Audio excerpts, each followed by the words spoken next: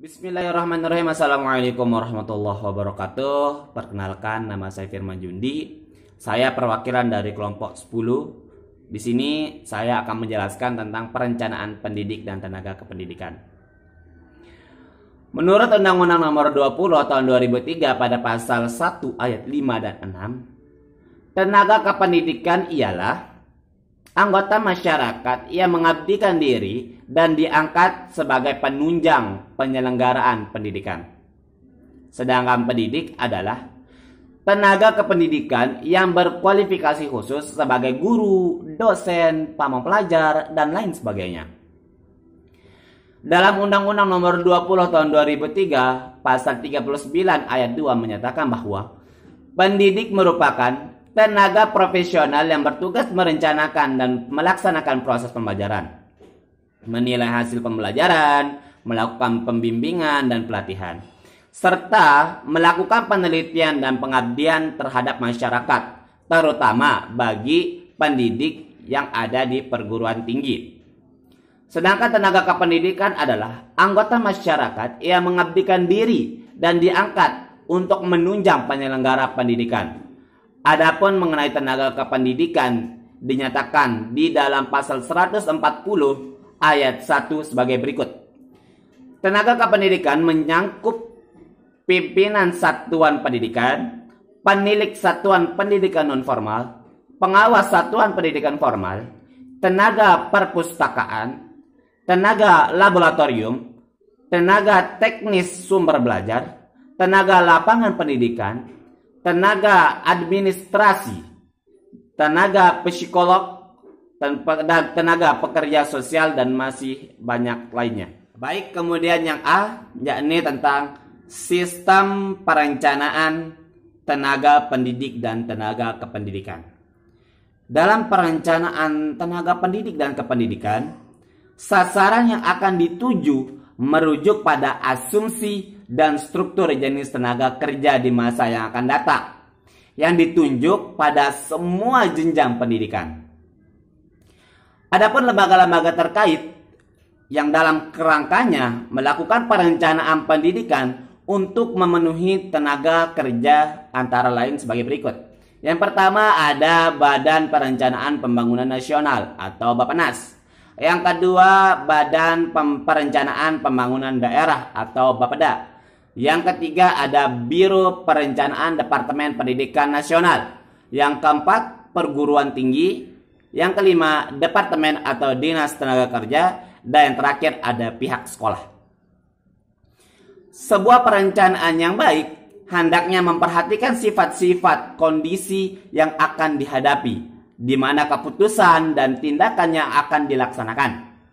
Keputusan yang diambil untuk melakukan tindakan selama waktu tertentu, atau kata lainnya itu sesuai dengan jangka waktu perencanaan, agar perencanaan sistem pendidikan menjadi lebih efektif dan efisien, serta menghasilkan tenaga kependidikan yang baik dan relevan sesuai dengan kebutuhan baik di masa yang akan datang.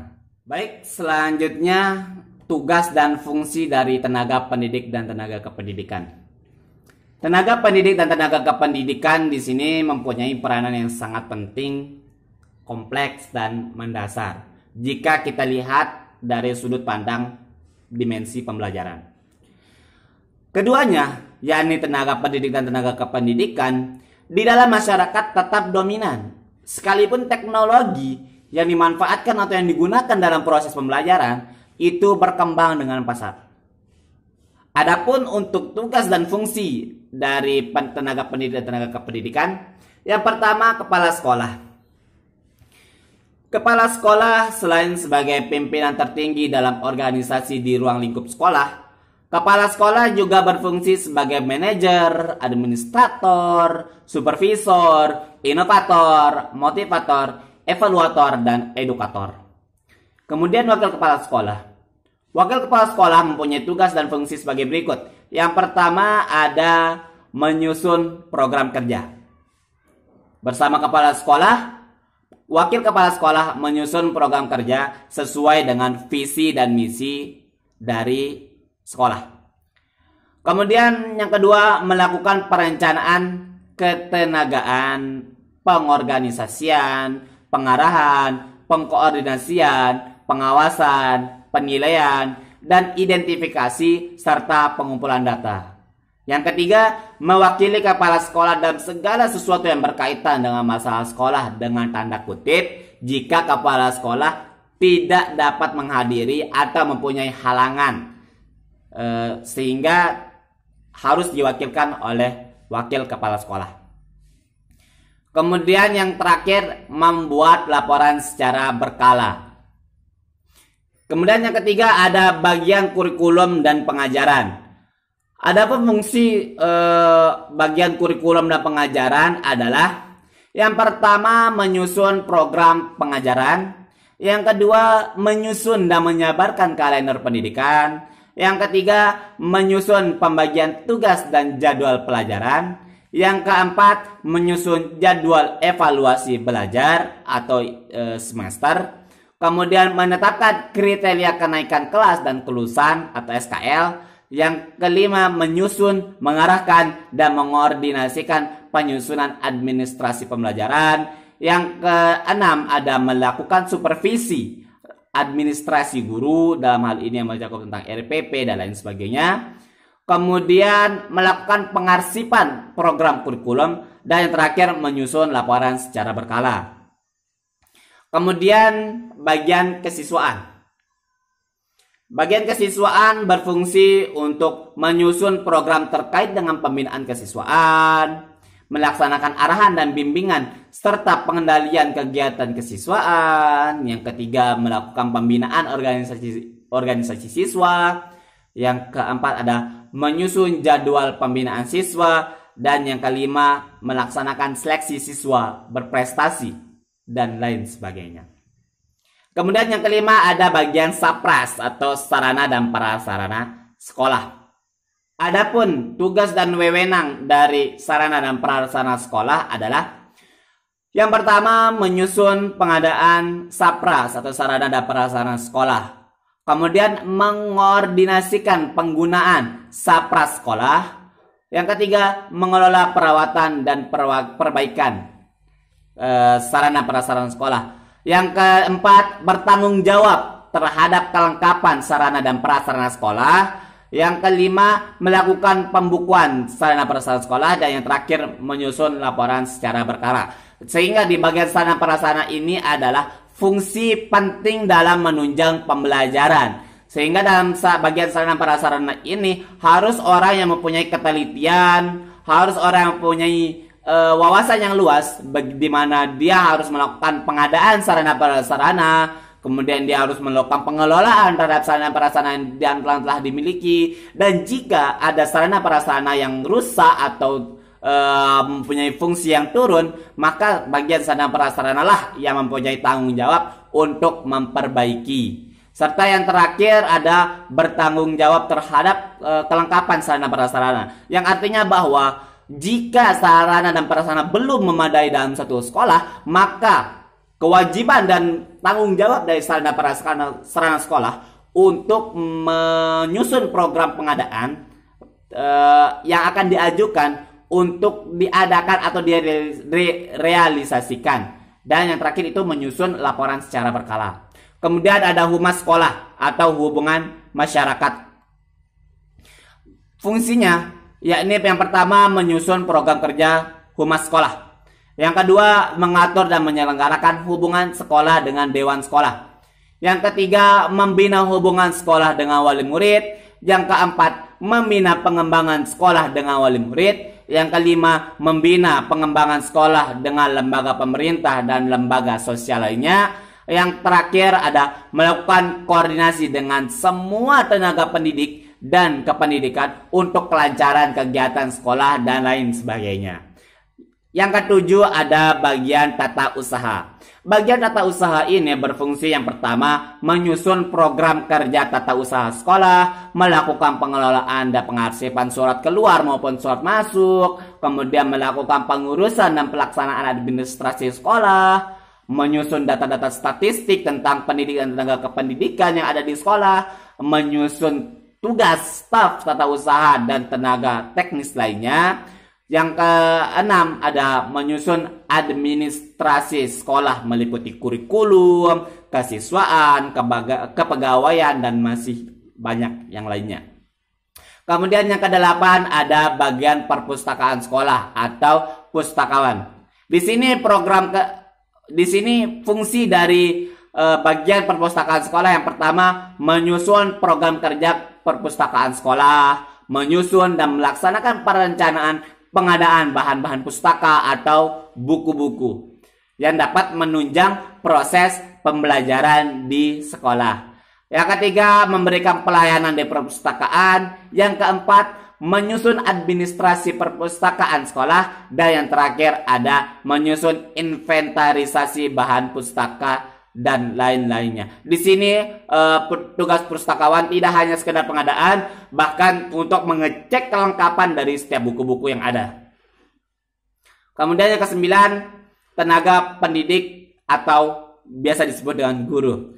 Tenaga pendidik mempunyai tugas dan wewenang atau fungsi. Yang pertama, menyusun administrasi pembelajaran dengan baik dan lengkap. Di sini yang termasuk adalah RPP. Yang kedua, melaksanakan kegiatan proses pembelajaran. Setelah menyusun administrasi pembelajaran secara baik dan lengkap, maka guru melaksanakan kegiatan proses pembelajaran, kemudian melakukan evaluasi terhadap pembelajaran yang telah dilakukan, kemudian melaksanakan penilaian kegiatan proses pembelajaran. Yang kelima, membuat laporan tentang hasil kegiatan proses pembelajaran kepada siswa. Yang kelima, mengisi daftar nilai siswa. Kemudian melaksanakan program perbaikan dan pengayaan jika terdapat siswa yang masih belum memahami materi atau belum mencapai standar KKM yang telah ditentukan. Kemudian melaksanakan kegiatan bimbingan dan arahan kepada siswa. Sudah tentu tugas guru adalah membimbing dan mengarahkan siswa dan menanamkan nilai-nilai positif serta pentransferan ilmu pengetahuan. Kemudian yang terakhir, melakukan pengembangan kegiatan proses pembelajaran lainnya, sehingga pembelajaran tidak dilakukan secara monoton seperti itu saja. Kemudian ada wali kelas. Wali kelas di sini berfungsi untuk membuat program kerja kelas, melaksanakan kegiatan bimbingan, kemudian arahan serta pembinaan kepada siswa, menyusun pengelolaan kelas meliputi denah tempat duduk siswa dan main setting suasana siswa. Kemudian menyusun administrasi kelas meliputi jadwal pelajaran, presensi kehadiran, jurnal tata tertib siswa serta penilaian siswa. Kemudian menyusun statistik perkembangan siswa. Setiap siswa mempunyai perkembangan yang berbeda-beda. Ada yang pesat, ada yang lambat, dan lain sebagainya. Di sini tugas wali kelas untuk menyusun dan membuat laporan tentang perkembangan siswa. Yang terakhir ada menyusun laporan kegiatan kelas secara berkala. Kemudian ada guru piket. Guru piket di sini berfungsi untuk menyusun administrasi kedisiplinan guru dan siswa. Kemudian mencatat kedatangan dan kepulangan guru dan siswa. Yang ketiga, melakukan pengawasan saat kegiatan proses pembelajaran berlangsung. Yang keempat, menertibkan kelas-kelas yang kosong. Jika terdapat guru yang tidak masuk atau berkenan hadir, sehingga pembelajaran dalam suatu kelas itu menjadi kosong, maka tugas guru piketlah untuk menggantikan sementara guru yang berhalangan untuk hadir. Kemudian yang terakhir ada pengawasan berlakunya tata tertib sekolah. Guru piket tidak hanya tentang untuk mengecek kedisiplinan guru dan siswa, tetapi di sini mengawasi berlakunya tata tertib sekolah dan masih banyak yang lainnya. Kemudian ada guru di bagian bimbingan konseling. Tugas dan wewenang dari guru bidang bimbingan konseling yang pertama, menyusun program kerja pelayanan bimbingan konseling, melakukan koordinasi dengan wali kelas terkait jika terdapat masalah pada siswa yang membutuhkan penanganan secara khusus. kemudian memberikan pelayanan dan bimbingan kepada siswa dalam kegiatan proses pembelajaran. Yang keempat, memberikan arahan yang positif dan inovatif kepada siswa. Yang kelima, membuat statistik perkembangan pelayanan bimbingan konseling. Dan yang terakhir, menyusun perencanaan tindak lanjut dari hasil program pelayanan bimbingan konseling dan masih banyak yang lainnya. Baik, yang terakhir ada pengelolaan tenaga pendidik dan tenaga kependidikan. Salah satu pendapat ahli yakni menurut Asy-Syafuddin, tujuan pengelolaan tenaga pendidik dan tenaga pendidikan ada 5. Yang pertama, memungkinkan organisasi mendapatkan dan mempertahankan tenaga kerja yang cakap, dapat dipercaya, dan mempunyai motivasi kerja yang tinggi. Yang kedua, ada meningkatkan dan memperbaiki kapasitas dan kapabilitas yang dimiliki oleh karyawan. Yang ketiga, yakni mengembangkan sistem kerja dengan kinerja yang tinggi yang meliputi prosedur perekrutan dan seleksi yang ketat, sistem kompensasi dan insentif yang disesuaikan dengan kinerja, pengembangan manajemen serta aktivitas latihan yang berkaitan dengan kebutuhan organisasi dan individu. Yang keempat, yakni mengembangkan praktek manajemen dengan komitmen yang tinggi sehingga menyadari bahwa tenaga pendidik dan tenaga kependidikan merupakan stakeholder internal yang ada dalam sistem organisasi yang berharga serta membantu pengembangan iklim kerjasama dan kepercayaan bersama. Dan yang terakhir ada menciptakan iklim kerjasama yang harmonis. Demikian yang dapat saya sampaikan. Mohon maaf apabila ada kekeliruan dalam pengucapan kata atau kata-kata yang salah. Akhirul kalam, wassalamualaikum warahmatullahi wabarakatuh.